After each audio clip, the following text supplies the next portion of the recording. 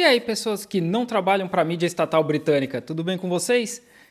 Vamos ver, né? Vamos ver o que a BBC está falando aí sobre a Covid assombrando a China. O bicho está pegando. Após os protestos contra as políticas de zero Covid que colocavam populações em quarentenas frequentes, a China relaxou suas regras. Mas agora vem surgindo mais e mais relatos de filas em crematórios, possivelmente causadas por uma alta grande nas mortes pela doença. Mas por que isso está acontecendo por lá se o resto do mundo vê uma queda? Eu sou Adriano Brito, da BBC News Brasil em Londres, e explico neste vídeo o que deu errado na estratégia chinesa. Já existem Tá vendo? Eu não lembro de ter visto um vídeo da BBC explicando o que deu certo na estratégia chinesa. É sempre uma parada negativa. Sempre. projeções prevendo até 1 milhão de mortes por lá em 2023. Primeiro, vamos ao que tem sido visto no país. Segundo relatos de jornalistas que atuam na China, crematórios em várias partes do país estão enfrentando uma grande demanda. O jornalista Dake Can, que trabalha para a agência de notícias Associated Press, AAP, visitou uma funerária que foi designada para receber vítimas da Covid em Pequim em meados de dezembro. Ele contou para a BBC que viu uma ou duas dúzias de pessoas do lado de fora, esperando enquanto funcionários carregavam caixões e chamavam os nomes dos mortos. Ken conversou com funcionários da funerária, que disseram ter notado um aumento no movimento. Um deles disse que estimava cerca de 50 a 100 corpos sendo cremados todo dia. Em comparação, antes eram apenas poucas dezenas. Assim, 20 pessoas esperando lá de fora não é muita gente numa cidade com, sei lá, uns 20 milhões de habitantes, né? Eu não lembro exatamente quantas pessoas Beijing tem. Vamos ver, né? Aí depois ele fala, entre 50 e 100 pessoas por dia e antes eram algumas dezenas. 50 é algumas dezenas, né? Sim, tá acontecendo, tá morrendo muita gente.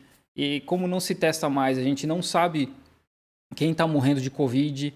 A China mudou as regras agora e assim, acho que o Brasil era assim também, né? Tem o morrer de Covid, o morrer com Covid. E isso vai ser bem problemático, porque até agora eles divulgaram, acho que 5, 7 mortes desde que acabou a Covid-0, né? E a gente sabe que está morrendo muito mais gente, né? A gente está falando de uma população de 1,4 bilhão de pessoas. Cidades como Chongqing, que tem 32 milhões de pessoas, Xangai com 26, Guangzhou com 15, essas cidades estão bem afetadas. É muita gente doente ao mesmo tempo. Mas da forma como a BBC fala, aí é meio zoado, né? A AP encontrou relatos semelhantes fora da capital, no nordeste e no sudoeste do país. Em uma funerária, um funcionário disse à agência France Press que quase não tinha mais espaço para refrigerar os corpos que chegavam. Mesmo com esses relatos, hoje é quase impossível dizer quão grande é o aumento nas mortes por Covid na China. Eu explico. Começa pelo número de casos. O fim dos testes obrigatórios dificulta o rastreamento no aumento da doença. As autoridades, inclusive, já admitiram que agora é impossível contabilizar quantas pessoas ficaram doentes. Mas assim, né? Vamos lembrar que os Estados Unidos também era a mesma coisa. Estados Unidos, eu não lembro se eles tiveram um teste de graça. Aqui os testes eram de graça, grande maioria dos testes. A gente podia ir em qualquer canto aqui, quase qualquer esquina tinha teste. E aí o governo parou com isso. Mas os Estados Unidos fez a mesma coisa. E por que eu digo isso? Porque se eles fazem, é ok. Se a China faz, é ruim.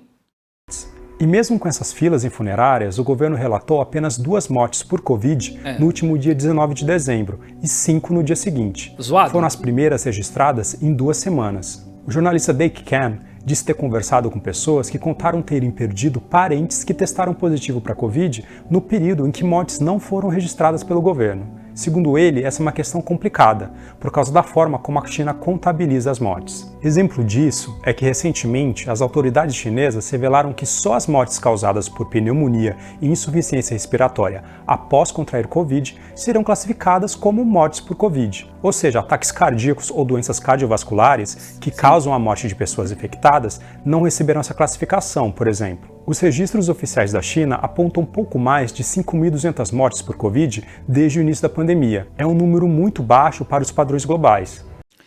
Assim, até a Covid-0 acabar, esse número de 5 mil era crível, né? Porque o controle era muito, muito pesado mesmo.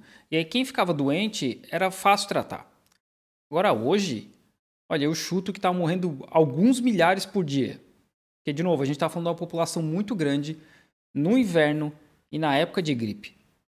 Uma população aí de 700 milhões de pessoas que só tomaram 2 doses da vacina, 40 milhões de idosos que não tomaram nenhuma. Então, tem tudo para dar merda, né? Lembrando que os Estados Unidos foram o país mais afetado, com mais de 1 milhão de mortes, seguidos pelo Brasil, Né? com mais de 690 mil. Mas agora, por que a política de zero Covid da China foi relaxada? Lembrando aqui que as medidas adotadas pelo país foram elogiadas Eu gosto da música de suspense, de drama deles, né? no começo da pandemia. Isso porque impediu que a China, com sua enorme população, registrasse altos índices de Covid quando a vacinação ainda era inexistente ou escassa. A medida, que era uma das bandeiras do presidente Xi Jinping, colocou milhões de pessoas em quarentenas intermitentes nos últimos 3 anos. O objetivo era conter surtos de Covid que possam ser fatais para a população mais vulnerável. Mas depois de tanto tempo, as restrições causaram exaustão e impactos negativos sociais e econômicos, que levaram a protestos. E apesar de todas essas restrições, a China registrou, no final de novembro, o maior número de casos diários de Covid desde o início da pandemia. Segundo analistas, havia 2 fatores por trás desse avanço. Primeiro, a China desenvolveu e produziu suas próprias vacinas, que demonstraram ser menos eficazes na proteção contra doenças graves e morte na comparação com as vacinas de mRNA. Mas isso não tem a ver com a contaminação, né? Porque a contaminação é uma coisa e isso que tu está falando é outra. Como as da Pfizer e da Moderna, aplicadas em grande parte do mundo. O segundo ponto é a vacinação de idosos, que está abaixo do esperado. Até novembro, apenas 65% dos maiores de 80 anos tinham recebido a segunda dose da vacina, e só 40% tinham uma dose de reforço. E é nesse quadro que veio o relaxamento da política de zero Covid, em 7 de dezembro. O temor agora é que, sem essas medidas, o coronavírus afete uma população que tem pouca imunidade, já que foi bastante protegida desde o início da pandemia. Segundo uma projeção de um centro de pesquisa da Universidade de Washington, nos Estados Unidos, a retirada abrupta das restrições pode resultar em uma explosão de casos e mais de 1 milhão de mortes na China até 2023.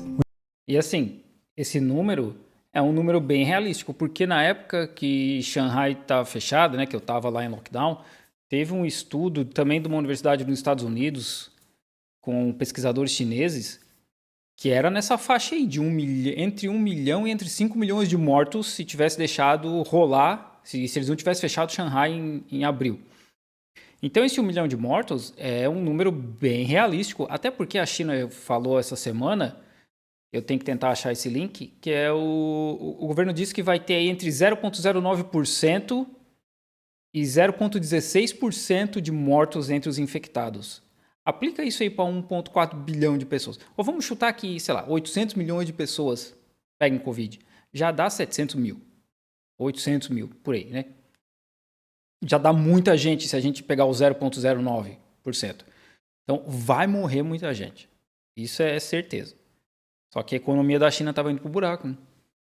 O estudo calculou que podem ocorrer 322 mil mortes no país até 1º de abril de 2023.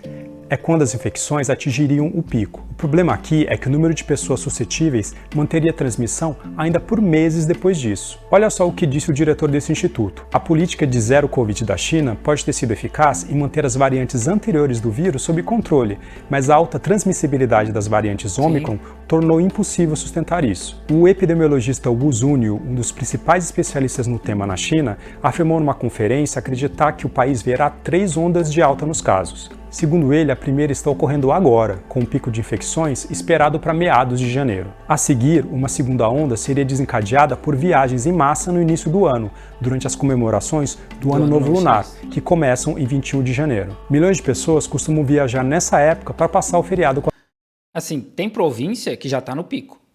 Principalmente no mais ao norte, né? Porque eu moro no sul. E aí as províncias lá no norte faz menos 15, menos 20 graus, é muito frio. Então, esses locais já tá chegando no pico. A minha aqui no sul, como é mais quente, o pico era para ser essa semana ou semana que vem, pelas previsões do governo. E o Ano Novo Chinês, as pessoas não vão começar a viajar no dia 21. As pessoas já vão começar a viajar na primeira semana de janeiro. Porque o Ano Novo Chinês é a maior migração humana que existe. São 2 bilhões de pessoas viajando na Ásia. Então, não tem passagem.